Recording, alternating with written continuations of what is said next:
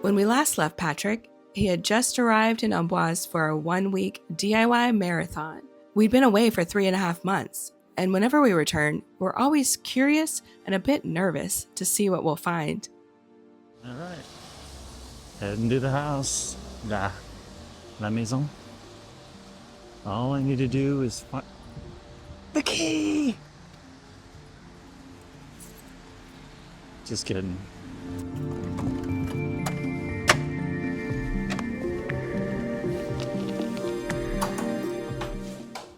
Bonjour, ma belle maison. How have you been? Ça va? Ça va bon? Ça va. Ah oui. Salut, I'm Patrick. And I'm Beth. We're fixing up an old townhouse in the Loire Valley of France, uncovering history and trying to solve mysteries. We're creating our home in a space for art workshops. Come on along. Okay, let's open up the house.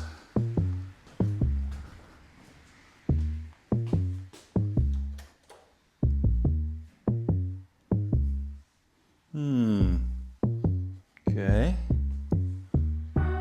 There's the vestibule doors. Let's, where's the switch? I don't remember where he put it.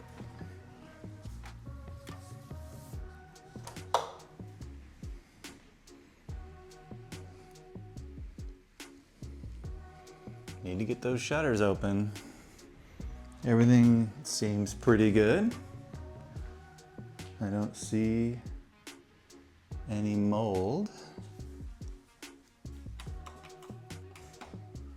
Let's see in here, this is where our damp problem is mostly.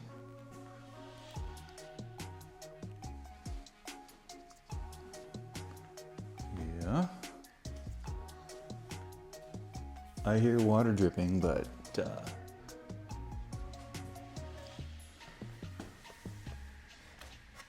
yeah, I don't see any mold.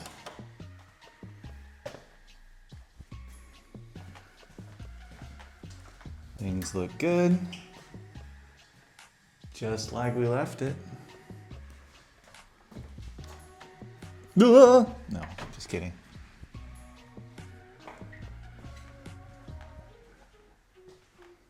Okay.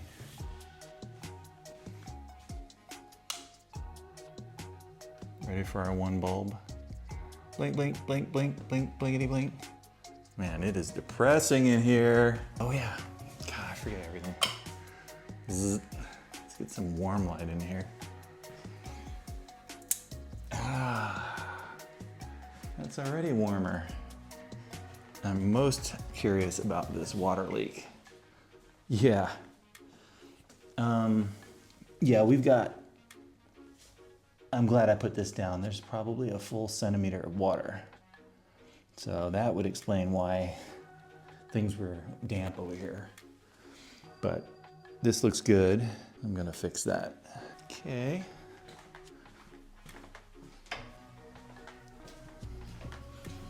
Let's go to the library. Oh yeah, I forgot I put those in too. That's nice.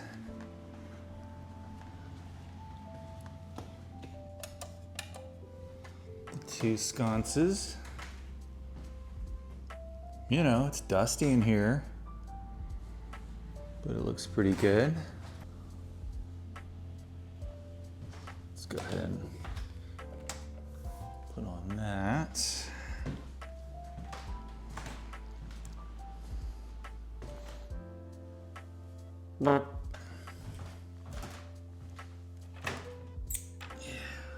Okay. Let's go upstairs. Let's see how we're doing.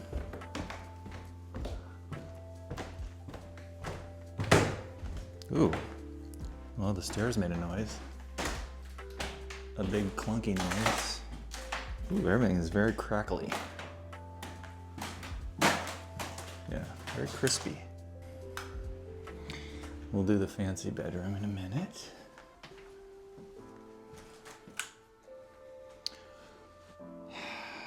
Nothing's changed.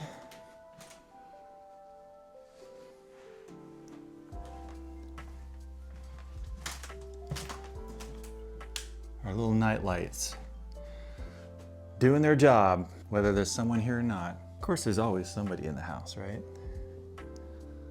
Okay. Oh, wait.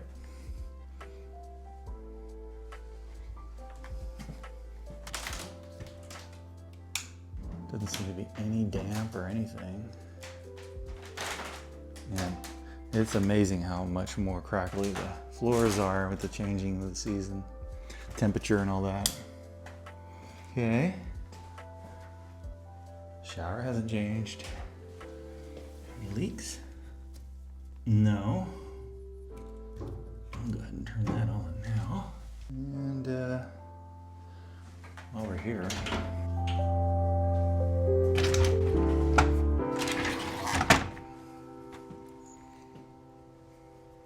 wow, somebody cut down everything in the back garden of the neighbor's house.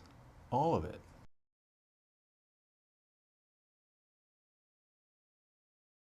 That's amazing. That is definitely a new thing. What else is new? Well, I'll have to walk through the garden. Okay. Let's check on the bathroom. Heard something, thought it was in the house. It's probably somebody out front. Yeah, everything is just pretty much untouched here. I'll go up into the attic, the grenier, here in a bit. Is there a light out here? There is a light. It must be burned out. That light, I think it's burned out. Let's go, this is where all the ghosts are.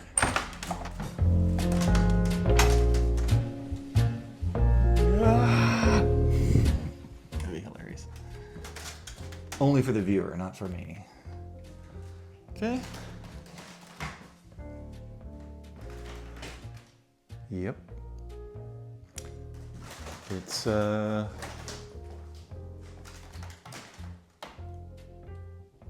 pretty much the same as it ever was. I mean, the floor is quite wonky, but all right. Just leaves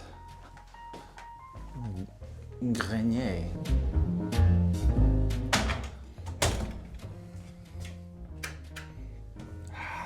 Yes. I forgot that I had pulled that up.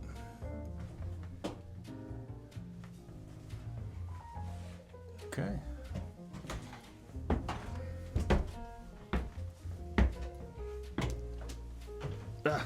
Spider webs. Now this this staircase is very cool, but it is so dirty that it's missing part of its charm. Yeah, so. Oh, there's a light switch, of course. Wait, is there? Yeah, of course.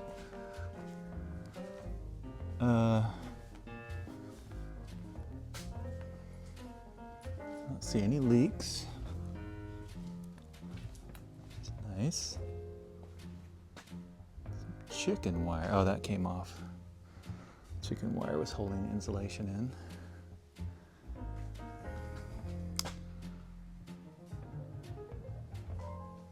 Okay.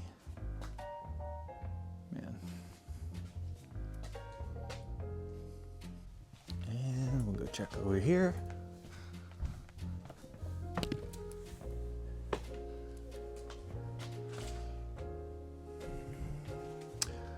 Nice and dry, as far as I can tell. I mean, I don't see any water anywhere. This is the plastic one I replaced last time I was here. Future workshop.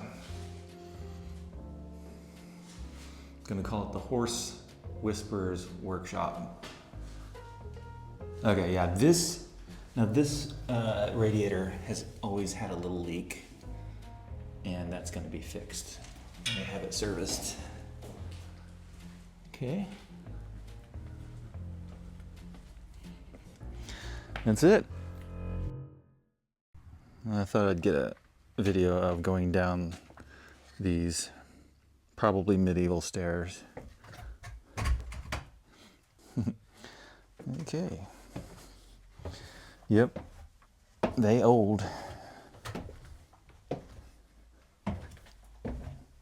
But I can imagine them cleaned up where they don't have all the dirt on them and they're just wood and with some polish. Not slippery polish, but polish.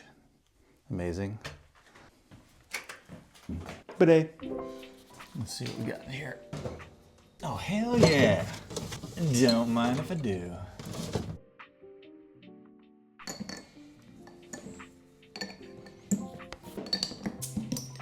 No! 0 bar. That means no heat. Good thing we came back before winter because this house would have no heat going. This is a problem. The system leaks, so you have to recharge it. So, oops.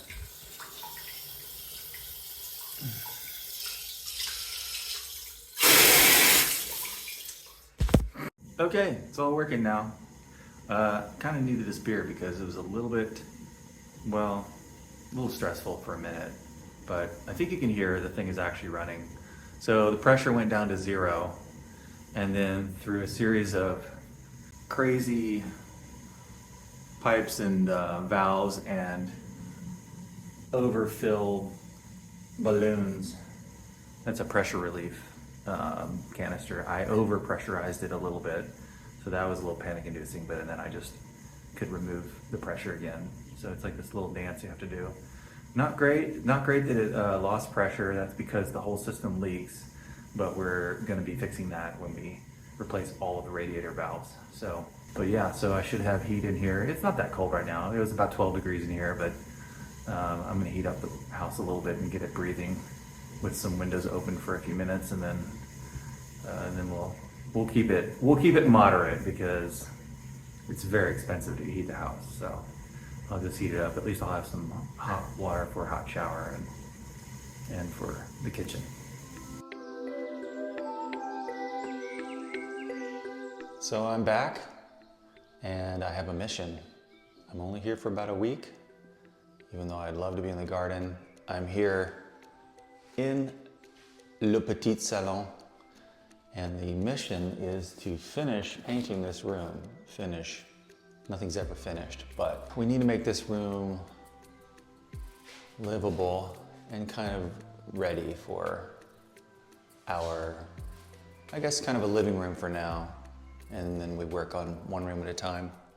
So this room was started, the painting is very nearly done, but there's just a lot of detail work that needs to happen. So I've plotted out my plan of attack. It's just me, so I'm not vacationing. I'm working on our house. So a few things we need to do, a few things that I need to do are finish painting the crown molding. We changed the color on that, and that's where Beth left off last time, so I'm gonna finish that. And then I'm going to finish the wall color, especially by the windows. So the windowsills are going to be the same wall color, this lovely light green. And then the window frames themselves are going to be the same color as the bottom trim, which you see right here. And then I need to finish the bottom trim work. Sounds easy, but well, the big flat surfaces were the easy part. There's just a lot of cutting in and edge work to do and things like that.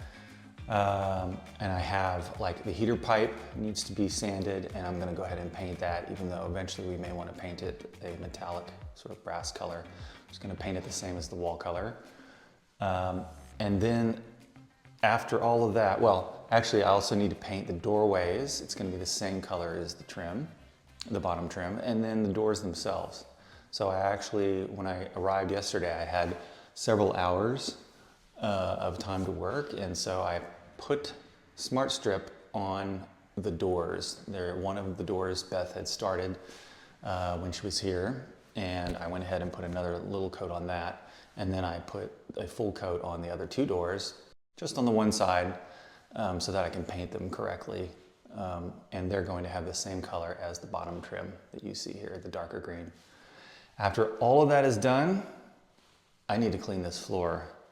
It is, it's got a lot of paint drips, but it also is pretty gungy. So I'm gonna see if I can bring that up a bit with some baking soda or some kind of cleaner that I have that isn't too crazy.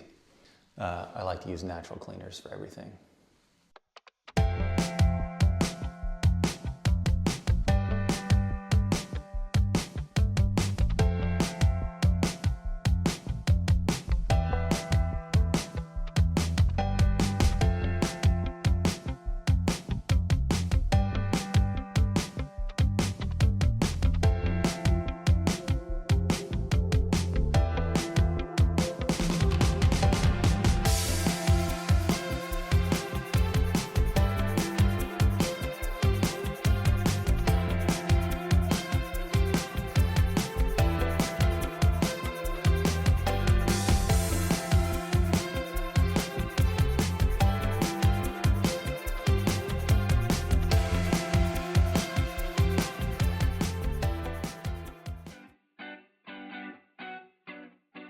Hey there, welcome to my studio. I want to tell you about my new project, Totes for the Cure. I've designed this tote bag with my digital painting of flowers in a beautiful vintage vase. It's a big, bold, colorful work of art printed on both sides with these glorious yellow handles. And for every bag that you buy, I'll donate $5 to the Cancer Research Institute in your name. It's a bold bouquet to help foster bold ideas. The bags are printed on demand by Printful, which reduces overproduction, saves me from having to hold the inventory, and because orders are fulfilled by the manufacturer closest to you, I'm able to give you $5 per item flat rate shipping, no matter where you are in the world.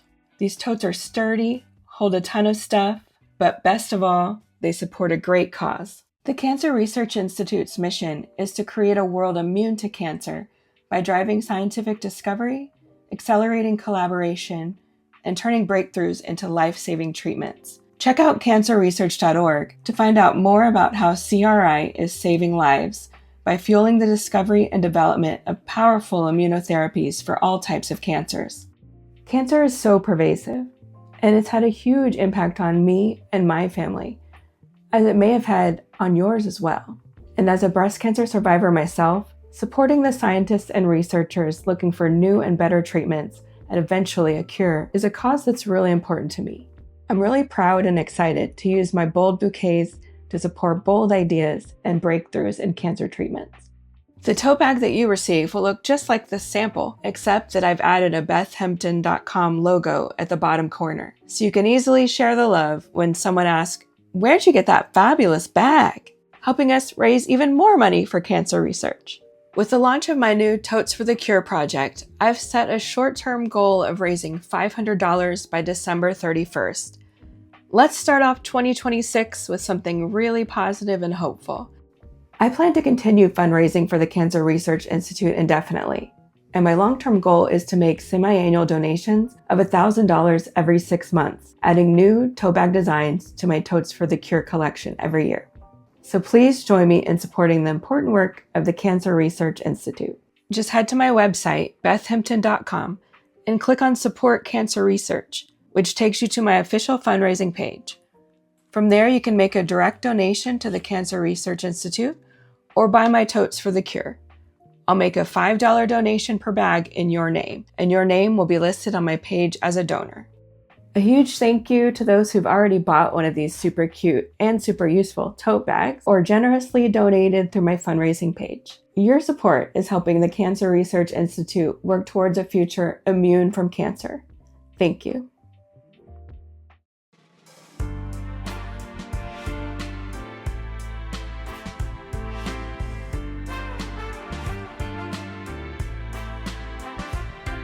So let's see what's changed in the garden. Well, the neighbors had all of their weed trees cut.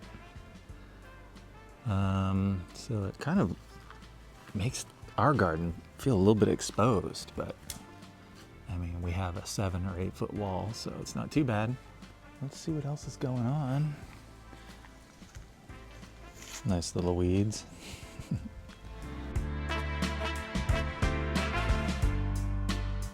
we have some late season roses. This one's open, just about. Let's see if it smells. Yup, very sweet.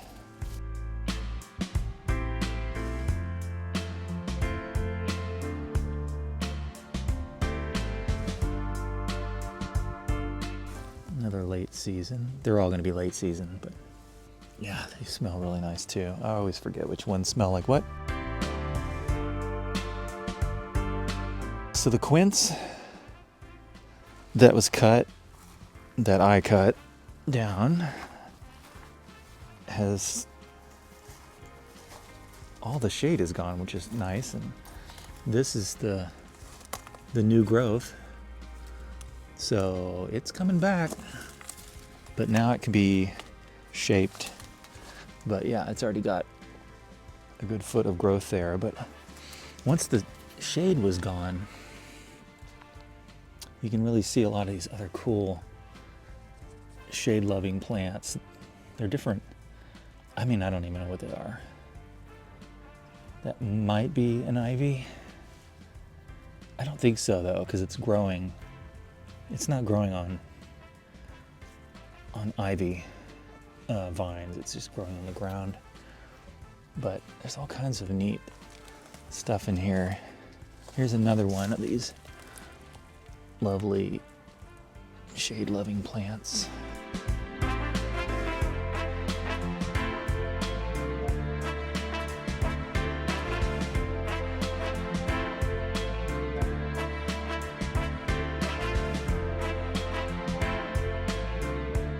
I forget what these are. These are edible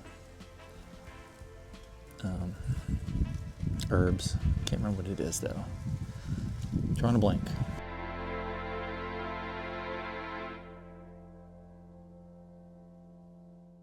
Lavender, of course, smells amazing like soap. This is Loriope. It's all over the world, but it's really nice there. And then the mock orange that I cut down, I don't know, a year ago is already, what is that, about 3 meters tall? Yeah, the canes just grow right back up. And so this spring and summer, there will be a lot of flowers on it. And let's see. This was the hibiscus, and it is all done. It's going to go to sleep for the winter. And then we've got this huge climbing rose, which is never going to quit. And yeah, it's going to be very bright. Looking back, it's a mess, but that's fine. We're going to make it into something amazing.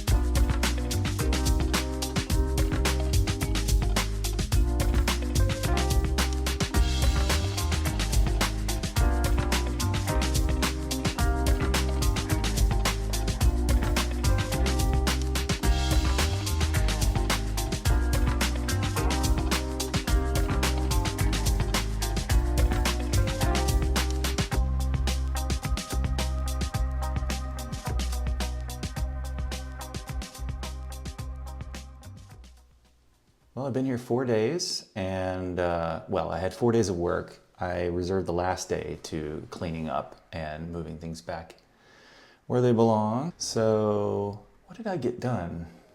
It seems like there's never enough time to get anything done, but I basically finished touching up what we would call the crown molding, the top molding, the moldings up there. So I finished painting that, and then I touched up the walls and did the window bays, as you can see.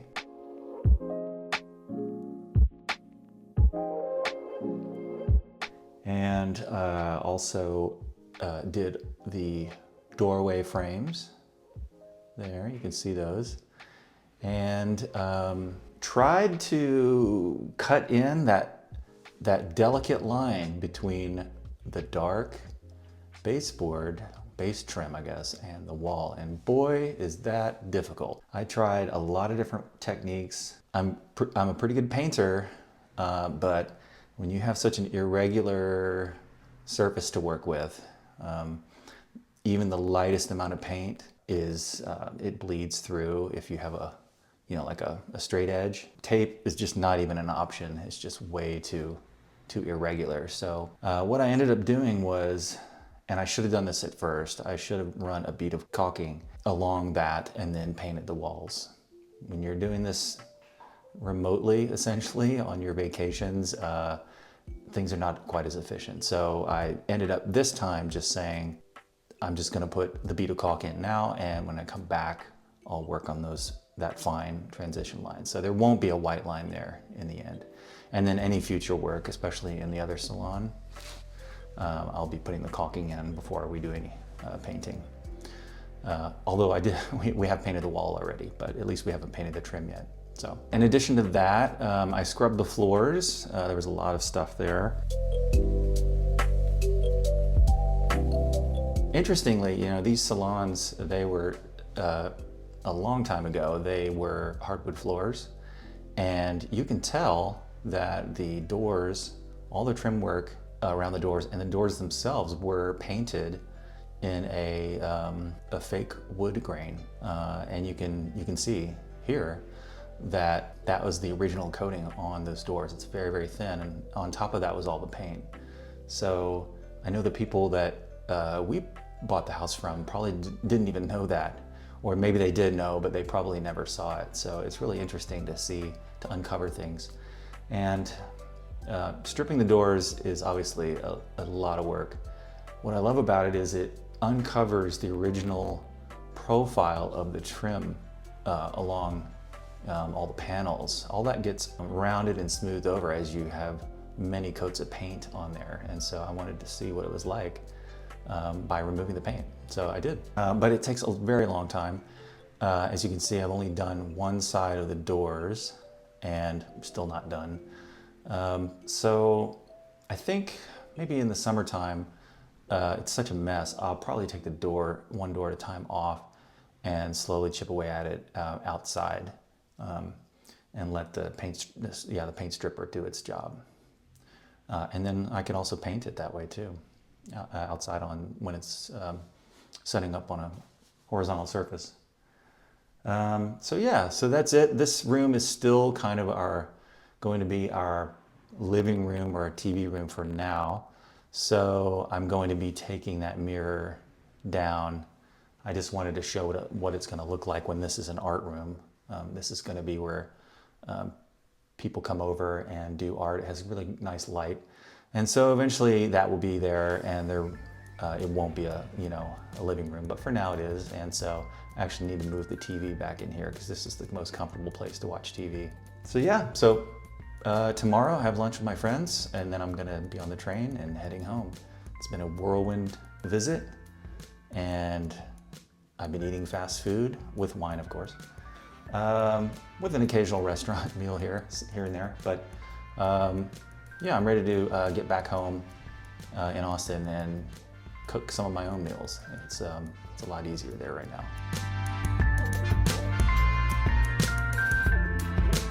Coming up on Austin to Amboise, Patrick traces the history of our higgledy-piggledy, very old house by looking at clues in the attic. And he does a very unusual unboxing. Be sure you're subscribed and you've hit that notifications bell so that you don't miss a thing. A bientôt!